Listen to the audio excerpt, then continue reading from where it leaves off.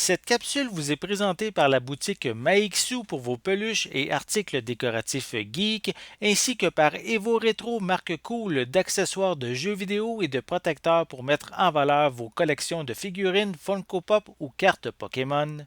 Bonjour à toutes et à tous, ici Maxime pour Ciné Techno et aujourd'hui je vais faire la critique du coffret Belle à mourir, Bella da morire en DVD. La série est réalisée par Andrea Moleoli et met en vedette Cristiana Capodonti, Matteo Martari, Lucrezia Lente della Revore, Benedetta Cimatti, Elena Radonicic et Gigio Alberti. Elle est distribuée par Elephant Film et vous pouvez vous la procurer en magasin depuis le 29 novembre 2022. Eva Cantini est une inspectrice qui est transférée au poste de police de sa ville natale. Cela lui permet de rejoindre sa sœur Rachele, une mère célibataire qui est dans un passage plus difficile. Eva se fait remettre une enquête dès son arrivée. Elle doit retrouver une jeune femme qui débutait une carrière de mannequin. La femme a mystérieusement disparu sans laisser de traces. Belle à mourir est une mini-série télé italienne qui fut diffusée en 2020. Elle est également connue sous le titre de La disparue du lac Noir. Dans ce coffret, les 8 épisodes d'une durée d'environ 50 minutes chacun sont séparés sur 4 disques. Belle à mourir offre un bon divertissement avec une enquête intéressante, mais elle souffre également du fait qu'elle s'éparpille un peu trop dans les intrigues secondaires et amoureuses de ses personnages. Certaines scènes n'apportent que peu au récit principal et donnent le sentiment au public que la série fait du surplace. Comme il est mentionné sur la pochette du coffret, cette série policière est résolument féministe, autant avec sa protagoniste principale qu'avec différents éléments de l'intrigue. D'ailleurs, il y a certains moments plus sensibles dans certains épisodes qui sont bien mis en valeur par la distribution. Ces éléments sont bien construits et peuvent faire réfléchir l'auditoire sur la question du consentement et des violences à caractère sexuel.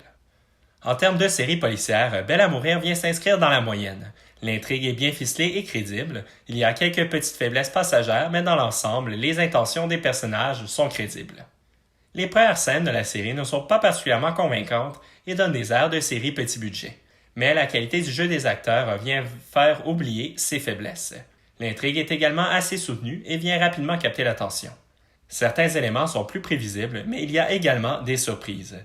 Parmi ceux-là, il demeure que certaines pistes sont inutiles. Elles viennent tromper le public, mais elles vont également allonger le récit. Les personnages attachants vont quand même réussir à faire oublier les moments plus redondants. Cristiana Capodondi est certainement la plus grande force de la série. Cette actrice dans le rôle principal d'Eva Cantini est excellente et tout à fait crédible dans son rôle d'inspectrice. Sa prise de décision soulève également de bonnes réflexions sur la tenue d'une enquête policière. Son jeu est solide autant dans les moments plus intenses que les moments plus heureux et intimes. Matteo Martari est très bon dans son rôle d'enquêteur également.